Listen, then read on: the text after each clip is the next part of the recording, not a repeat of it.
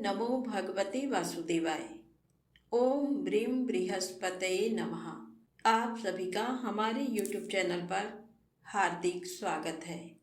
आज बृहस्पतिवार के दिन आइए सुने बृहस्पति देव की पौराणिक कथा और आरती। देवगुरु बृहस्पति को बुद्धि और शिक्षा का कारक माना जाता है। गुरुवार को बृहस्पति देव की पूजा करने से धन, विद्या, मान सम्मान, प्रतिष्ठा और कई अन्य मनोवांछित फल की प्राप्ति होती है। धार्मिक ग्रंथों के अनुसार गुरुवार को भगवान बृहस्पति की पूजा का विधान है। गुरुवार के दिन व्रत और कथा सुनने से घर परिवार में सुख समृद्धि बनी रहती है। तो प्रेम से बोलें, श्री हरि विष्णु भगवान की जय हो, बृहस्पति देव भगवान की जय हो। कथा के अनुसार प्राचीन काल की बात है। किसी राज्य में एक बड़ा प्रतापी और दानी राजा राज्य करता था। वह हर गुरुवार को व्रत रखकर दीन दुखियों की मदद करके पुण्य प्राप्त करता था। परंतु ये सब बातें उसकी रानी को अच्छी नहीं लगती थी।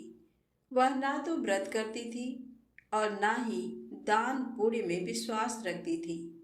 इतना ही नहीं, वह राजा को भी ऐसा करने से मना करती थी। एक समय की बात है, राजा शिकार खेलने के लिए बन गए। घर पर रानी और दासी थी।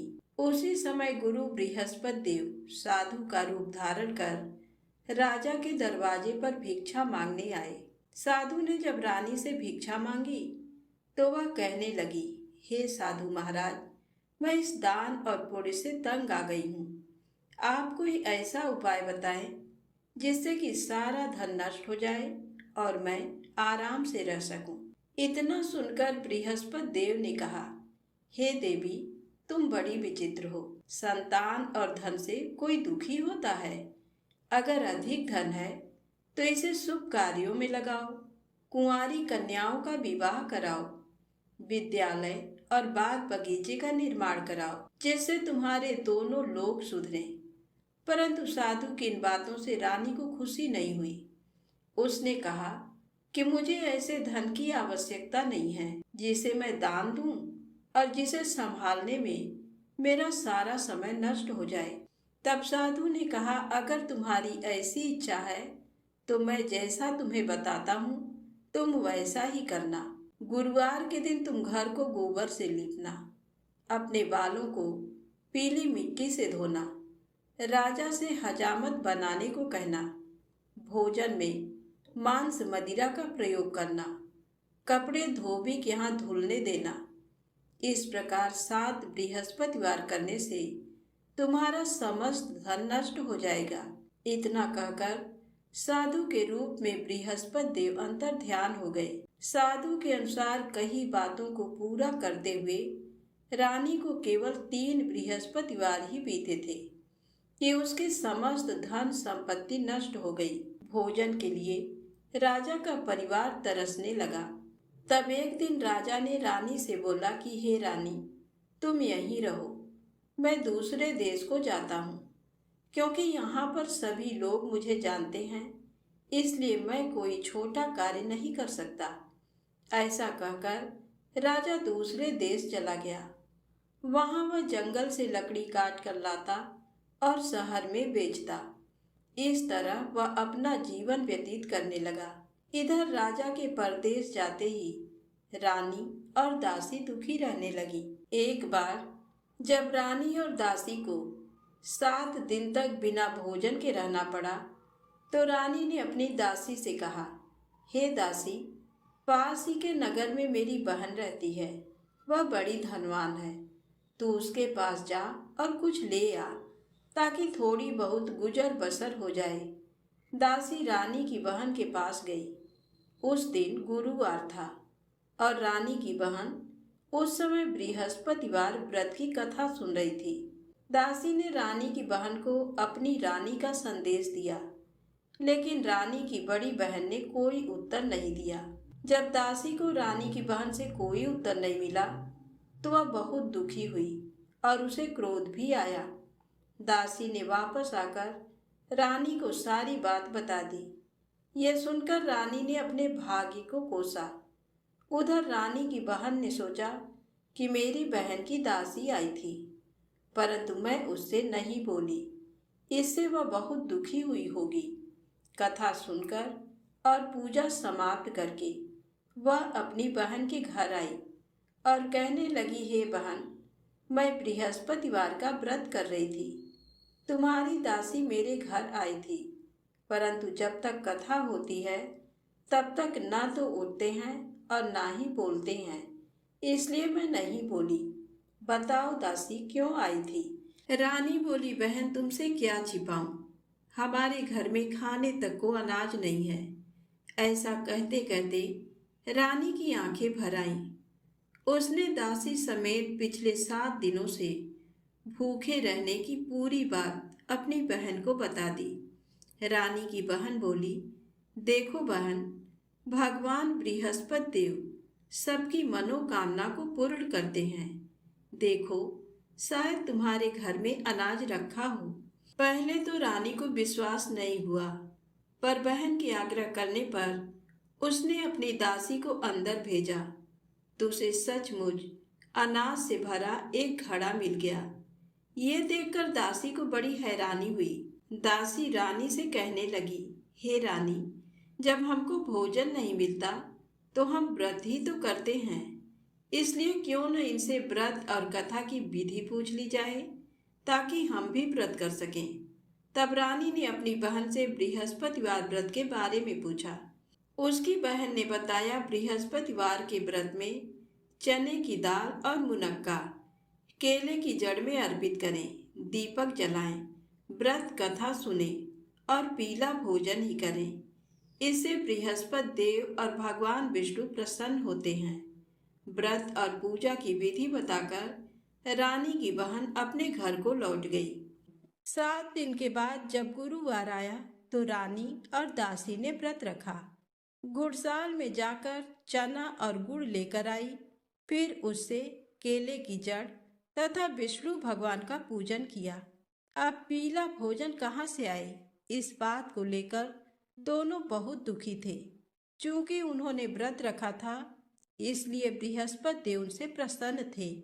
इसलिए वे एक साधारण व्यक्ति का रूप धारण कर 2 थालों में सुंदर पीला भोजन दासी को दे गए। भोजन पाकर दासी प्रसन्न हुई और फिर रानी के साथ मिलकर भोजन ग्रहण किया। उसके बाद वे सभी गुरुवार को व्रत और पूजन करने लगी। बृहस्पति भगवान की कृपा से उनके पास फिर से धन संपत्ति आ गई, परंतु रानी फिर से पहले की तरह आलस्य करने लगी। तब दासी बोली, देखो रानी, तुम पहले भी इस प्रकार आलस्य करती थी। तुम्हें धन रखने में कष्ट होता था, इस कारण सभी धन नष्ट हो गया, और अब जब भगवान बृहस्पति की कृपा से धन मिला है तो तुम्हें फिर से आलस्य होता है। रानी को समझाते हुए दासी कहती है कि बड़ी मुसीबतों के बाद हमने ये धन पाया है, इसलिए हमें दान पुण्य करना चाहिए, भूखे मनुष्यों को भोजन कराना चाहिए और धन को शुभ कार्यों में खर्च करना चाहिए, जिससे तुम्हारे कुल का यश बढ़ेगा, स्वर्ग की प्राप्ति होगी और पितृ प्रसन्न होंगे। दासी की बात मानकर रानी अपना धन शुभ कार्यों में खर्च करने लगी, जिससे पूरे नगर में उसका यश फैलने लगा। एक दिन रानी और दासी दोनों आपस में विचार करने लगी कि न जाने राजा किस दशा में होंगे। उनकी कोई खोज खबर भी नहीं है। उन्होंने श्रद्धा पूर्वक गुरु बृहस्पति भगवान से प्रार्थना की कि राजा जहाँ कहीं भी हो शीघ्र वापस आ जाएं। उधर राजा परदेश में बहुत दुखी रहने लगा। वह प्रतिदिन जंगल से लकड़ी बीनकर लाता और उसे शहर में बेचकर अपने दुखी जीवन को बड़ी कठिनता से व्यतीत करता था। एक दिन दुखी हो अपनी पुरानी बातों को याद करके वह रोने लगा और उदास हो गया। उसी समय राजा के पास बृहस्पति देव साधु के वेश में आकर बोले, हे लकड़हारे, तुम इस सुनसान जंगल में किस चिंता में बैठे हो? मुझे बतलाओ, ये सुन राजा के नेत्रों में जल भर आया। साधु की वंदना कर राजा ने अपनी संपूर्ण कहानी सुना दी।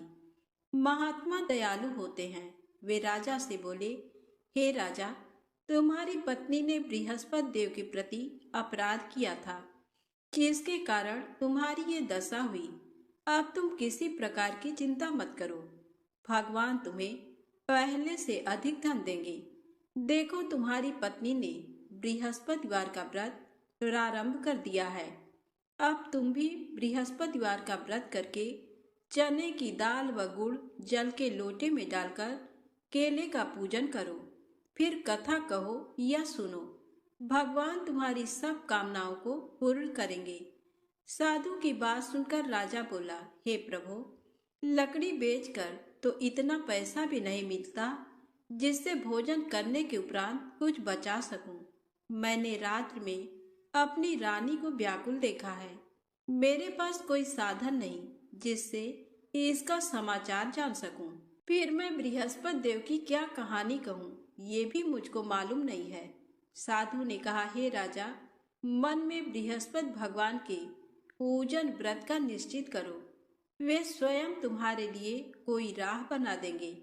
बृहस्पतिवार के दिन तुम रोजाना की तरह लकड़ियां लेकर शहर में जाना। तुम्हें रोज से दुगना धन प्राप्त होगा, जिससे तुम भली भांति भोजन कर लोगे तथा बृहस्पति देव की पूजा का सामान भी आ जाएगा। जो तुमने बृहस्पतिवार की कहानी के बारे में पूछा है, वह इस प्रकार है। प्राचीन काल में एक बहुत ही निर्धन ब्राह्मण था। उसके कोई संतान नहीं थी। वह नित्य पूजा पाठ करता। उसकी स्त्री न स्नान करती और न किसी देवता का पूजन करती। इस कारण ब्राह्मण देवता बहुत दुखी रहते थे। भगवान की कृपा से ब्राह्मण के यहाँ एक कन्या उत्पन्न हुई। कन्या बड़ी होने लगी। प्रातः स्नान करके वह भगवान विष्णु का जप करती। बृहस्पतिवार का व्रत भी करने लगी। पूजा पाठ समाप्त कर पाठशाला जाती तो अपनी मुट्ठी में जौ भरकर ले जाती और पाठशाला जाने के मार्ग में डालती जाती। लौटते समय वही जौ स्वर्ण के हो जाते तो उनको बीनकर घर ले आती। एक दिन वह बालिका सूप में उन सोने के जौ को फटक कर साफ कर रही थी कि तभी उसकी माँ ने देख लिया और कहा, हे बेटी, सोने के जौ को फटकने के लिए सोने का सूप भी तो होना चाहिए। दूसरे दिन गुरुवार था। कन्या ने व्रत रखा और बृहस्पति देव से सोने का सूप देने की प्रार्थना की। बृहस्पति देव ने उसकी प्रार्थना स्वीकार कर ली। रोजाना की तरह वह कन्या जौ फैलाती हुई पाठशाला चली गई। पाठशाला से लौटकर जब वह जौ बीन रही थी तो बृहस्पति देव की कृपा से उसे सोने का सूप मिला। उसे वह घर ले आई और उससे जौ साफ करने लगी, परंतु उसकी माँ का वही ढंग रहा। एक दिन की बात है, कन्या सोने के सूप में जब जौ साफ कर रही थी, उस समय उस नगर का राजकुमार वहां से निकला। कन्या के रूप को देखकर वह उस पर मोहित हो गया। राजमहल आकर वह भोजन तथा जल त्याग कर उदास होकर लेट गया। राजा को जब राजकुमार द्वारा अन्न जल त्यागने का समाचार ज्ञात हुआ तो अपने मंत्रियों के साथ वह अपने पुत्र के पास गया और कारण पूछा। राजकुमार ने राजा को उस लड़की के घर का पता भी बता दिया। मंत्री उस लड़की के घर गया। मंत्री ने ब्राह्मण के समक्ष राजा की ओर से निवेदन किया। कुछ ही दिन बाद ब्राह्मण की कन्या का विवाह राजकुमार के साथ संपन्न हो गया। कन्या के घर से जाते ही ब्राह्मण के घर में पहले की भांति गरीबी का निवास हो गया। एक दिन दुखी होकर ब्राह्मण अपनी पुत्री से मिलने गए। बेटी ने पिता की अवस्था को देखा और अपनी माँ का समाचार पूछा। ब्राह्मण ने सभी हाल कह सुनाया। कन्या ने बहुत सा धन देकर अपने पिता को विदा कर दिया, लेकिन कुछ दिन बाद फिर वही हाल हो गया। ब्राह्मण फिर अपनी कन्या के यहाँ गया और सभी हाल कहा तो पुत्री बोली, हे पिताजी, आप माता जी को यहाँ लिवा लाओ। मैं उन्हें वह विधि बता दूंगी जिससे गरीबी दूर हो जाए। ब्राह्मण देवता अपनी स्त्री को साथ लेकर अपनी पुत्री के पास राजमहल पहुंचे तो पुत्री अपनी माँ को समझाने लगी, हे माँ, तुम प्रातःकाल स्नान आदि करके विष्णु भगवान का पूजन करो तो सब दरिद्रता दूर हो जाएगी। परंतु उसकी माँ ने उसकी एक भी बात नहीं मानी। वह प्रातःकाल उठकर अपनी पुत्री के बच्चों का बचा जूठन खा लेती थी। एक दिन उसकी पुत्री को बहुत गुस्सा आया। उसने अपनी माँ को एक कोठरी में बंद कर दिया। प्रातःकाल उसने स्नान आदि करा के पूजा पाठ करवाया तो उसकी माँ की बुद्धि ठीक हो गई। इसके बाद वह नियम से पूजा पाठ करने और प्रत्येक बृहस्पतिवार को व्रत रखने लगी। इस व्रत के प्रभाव से मृत्यु के बाद वह स्वर्ग को गई। वह ब्राह्मण भी सुख पूर्वक इस लोक का सुख भोगकर स्वर्ग को प्राप्त हुआ। इस तरह कहानी कहकर साधु देवता वहां से अंतर ध्यान हो गए। धीरे धीरे समय व्यतीत होने पर फिर बृहस्पतिवार का दिन आया। राजा जंगल से लकड़ी काटकर शहर में बेचने गया। उसे उस दिन और दिनों से अधिक धन मिला।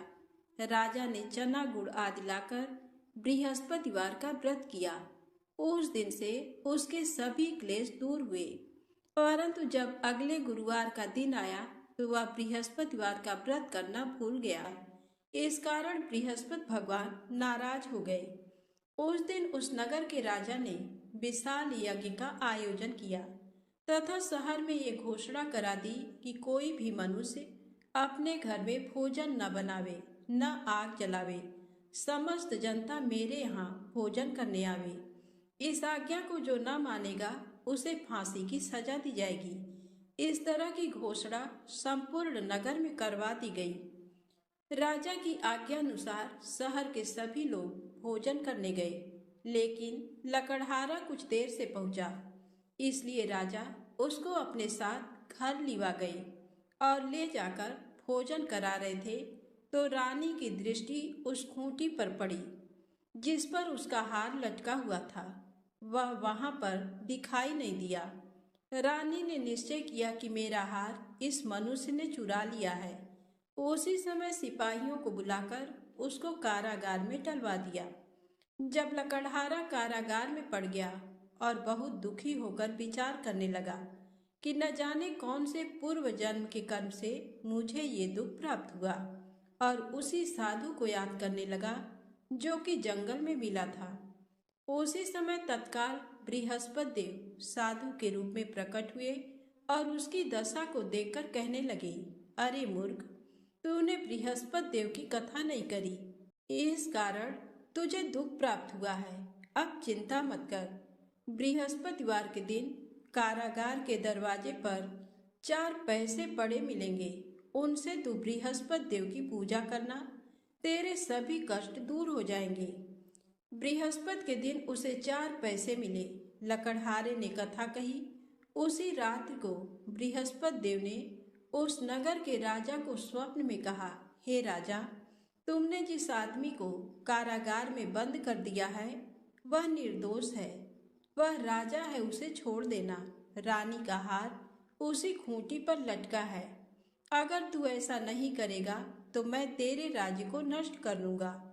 इस तरह रात्रि के स्वप्न को देखकर राजा प्रातःकाल उठा और खूंटी पर हार देकर लकड़हारे को बुलाकर क्षमा मांगी तथा लकड़हारे को योग्य सुंदर वस्त्र आभूषण देकर विदा कर दिया।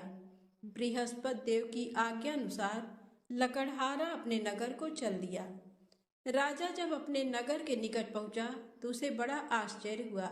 नगर में पहले से अधिक बाग, तालाब, कुएं तथा बहुत सी धर्मशाला, मंदिर आदि बन गए हैं। राजा ने पूछा, ये किसका बाग और धर्मशाला है? तब नगर के सब लोग कहने लगे, ये सब रानी और बांदी के हैं। तो राजा को आश्चर्य हुआ और गुस्सा भी आया। जब रानी ने ये खबर सुनी कि राजा आ रहे हैं तो उन्होंने बांदी से कहा कि हे दासी, देख राजा हमको कितनी बुरी हालत में छोड़ गए थे। हमारी ऐसी हालत देखकर वह लौट न जाएं, इसलिए तू दरवाजे पर खड़ी हो जा। आज्ञानुसार दासी दरवाजे पर खड़ी हो गई। राजा आए तो उन्हें अपने साथ लिवा लाई। तब राजा ने क्रोध करके अपनी रानी से पूछा कि ये धन तुम्हें कैसे प्राप्त हुआ है। तब उन्होंने कहा, हमें ये सब धन बृहस्पति देव के इस व्रत के प्रभाव से प्राप्त हुआ है। राजा ने निश्चय किया कि 7 रोज बाद तो सभी बृहस्पति देव का पूजन करते हैं, परंतु मैं प्रतिदिन दिन में 3 बार कहानी तथा रोज व्रत किया करूँगा। अब हर समय राजा के दुपट्टे में चने की दाल बंधी रहती तथा दिन में 3 बार कहानी कहता। एक रोज राजा ने विचार किया कि चलो अपनी बहन के यहाँ हो आवें। इस तरह निश्चय कर राजा घोड़े पर सवार हो अपनी बहन के यहाँ को चलने लगा। मार्ग में उसने देखा कि कुछ आदमी एक मुर्दे को लिए जा रहे हैं। उन्हें रोककर राजा कहने लगा, अरे भाइयों, मेरी बृहस्पति देव की कथा सुन लो। वे बोले, लो, हमारा तो आदमी मर गया है, इसको अपनी कथा की पड़ी है। परंतु कुछ आदमी बोले, अच्छा कहो, हम तुम्हारी कथा भी सुनेंगे। राजा ने दाल निकाली और जब कथा आधी हुई थी कि मुर्दा हिलने लग गया, और जब कथा समाप्त हो गई तो राम राम करके मनुष्य उठकर खड़ा हो गया। आगे मार्ग में उसे एक किसान खेत में हल चलाता मिला। राजा ने उसे देखा और उससे बोले, अरे भैया, तुम मेरी बृहस्पतिवार की कथा सुन लो। किसान बोला, जब तक मैं तेरी कथा सुनूंगा तब तक 4 हरैया जोत लूंगा। जाए अपनी कथा किसी और को सुनाना। इस तरह राजा आगे चलने लगा। राजा के हटते ही बैल पछाड़ खाकर गिर गए तथा किसान के पेट में बड़ी जोर का दर्द होने लगा। उस समय उसकी माँ रोटी लेकर आई। उसने जब ये देखा तो अपने पुत्र से सब हाल पूछा और बेटे ने सभी हाल कह दिया। तो बुढ़िया दौड़ी दौड़ी उस घुड़सवार के पास गई और उससे बोली कि मैं तेरी कथा सुनूंगी, तू अपनी कथा मेरे खेत पर चलकर ही कहना। राजा ने बुढ़िया के खेत पर जाकर कथा कही, जिसके सुनते ही वह बैल उठ खड़े हुए तथा किसान के पेट का दर्द भी बंद हो गया। राजा अपनी बहन के घर पहुंचा। बहन ने भाई की खूब मेहमानी की। दूसरे रोज प्रातःकाल राजा जगा तो वह देखने लगा कि सब लोग भोजन कर रहे हैं। राजा ने अपनी बहन से कहा, ऐसा कोई मनुष्य है जिसने भोजन नहीं किया हो, मेरी बृहस्पतिवार की कथा सुन ले। बहन बोली, हे भैया, ये देश ऐसा ही है कि पहले यहाँ लोग भोजन करते हैं, बाद में अन्य काम करते हैं। अगर कोई पड़ोस में हो तो देख आऊं। वह ऐसा कहकर देखने चली गई, परंतु उसे कोई ऐसा व्यक्ति नहीं मिला जिसने भोजन न किया हो। अतः वह एक कुम्हार के घर गई, जिसका लड़का बीमार था। उसे मालूम हुआ कि उनके यहाँ 3 रोज से किसी ने भोजन नहीं किया है। रानी ने अपने भाई की कथा सुनने के लिए कुम्हार से कहा। वह तैयार हो गया। राजा ने जाकर बृहस्पतिवार की कथा कही, जिसको सुनकर उसका लड़का ठीक हो गया। अब तो राजा की प्रशंसा होने लगी। एक रोज राजा ने अपनी बहन से कहा कि हे बहन, हम अपने घर को जाएंगे, तुम भी तैयार हो जाओ। राजा की बहन ने अपनी सास से कहा। सास ने कहा, हाँ चली जा, परंतु अपने लड़कों को मत ले जाना, क्योंकि तेरे भाई के कोई औलाद नहीं है। बहन ने अपने भैया से कहा, हे भैया, मैं तो चलूंगी, पर कोई बालक नहीं जाएगा। राजा बोला, जब कोई बालक नहीं चलेगा तब तुम ही क्या करोगी। बड़े दुखी मन से राजा अपने नगर को लौट आया। राजा ने अपनी रानी से कहा, हम निर्वंशी हैं, हमारा मुंह देखने का धर्म नहीं है और कुछ भोजन आदि नहीं किया। रानी बोली, हे प्रभु, बृहस्पति देव ने हमें सब कुछ दिया है, वह हमें औलाद अवश्य देंगे। उसी रात को बृहस्पति देव ने राजा से स्वप्न में कहा, हे राजा, उठ, सभी सोच त्याग दे, तेरी रानी गर्भ से है। राजा को ये बात सुनकर बड़ी खुशी हुई। 9वें महीने में उसके गर्भ से एक सुंदर पुत्र पैदा हुआ। तब राजा बोला, हे रानी, स्त्री बिना भोजन के रह सकती है, पर बिना कहे नहीं रह सकती। जब मेरी बहन आवे तू मुझसे कुछ कहना मत। रानी ने सुनकर हाँ कर दिया। जब राजा की बहन ने ये शुभ समाचार सुना तो वह बहुत खुश हुई तथा बधाई लेकर अपने भाई के यहाँ आई। तभी रानी ने कहा, घोड़ा चढ़कर तो नहीं आई, गधा चढ़ी आई। राजा की बहन बोली, भाभी, मैं इस प्रकार न कहती तो तुम्हें औलाद कैसे मिलती। बृहस्पति देव ऐसे ही हैं, जैसी जिसके मन में कामनाएं हैं सभी को पूर्ण करते हैं। जो सद्भावना पूर्वक बृहस्पतिवार का व्रत करता है एवं कथा पढ़ता है अथवा सुनता है, दूसरों को सुनाता है, बृहस्पति देव उसकी सभी मनोकामना पूर्ण करते हैं। प्रेम से बोले बृहस्पति भगवान की जय हो। आइए सुने बृहस्पति देव की आरती। ओम जय बृहस्पति देवा, ओम जय बृहस्पति देवा। छिन छिन भोग लगाऊं, छिन छिन भोग लगाऊं, कदली फल मेवा। ओम जय बृहस्पति देवा, तुम पूर्ण परमात्मा, तुम अंतर्यामी, जगत पिता जगदीश्वर, जगत पिता जगदीश्वर, तुम सबके स्वामी।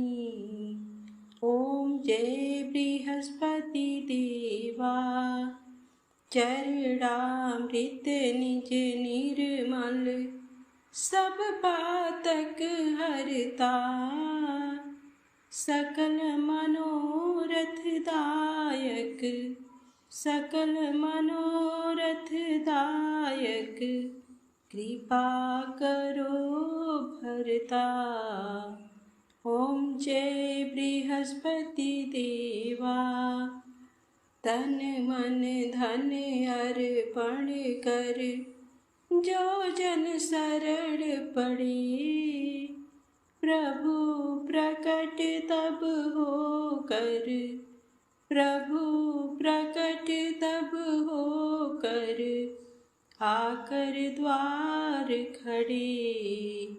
ओम जय बृहस्पति देवा, दीन दयाल दयानिधि, भक्तन हितकारी, पाप दोष सब हरता, पाप दोष सब हरता, भव बंधन हारी। ओम जय बृहस्पति देवा, सकल मनोरथ दायक, सब संशय हारो, विषय विकार मिटाओ, विषय विकार मिटाओ, संतन सुखकारी।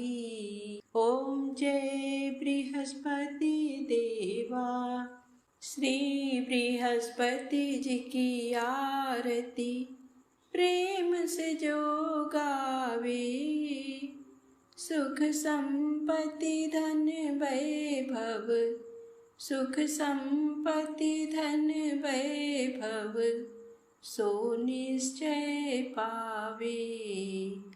ओम जय बृहस्पति देवा। प्रेम से बोले विष्णु भगवान की जय, बृहस्पति देव भगवान की जय।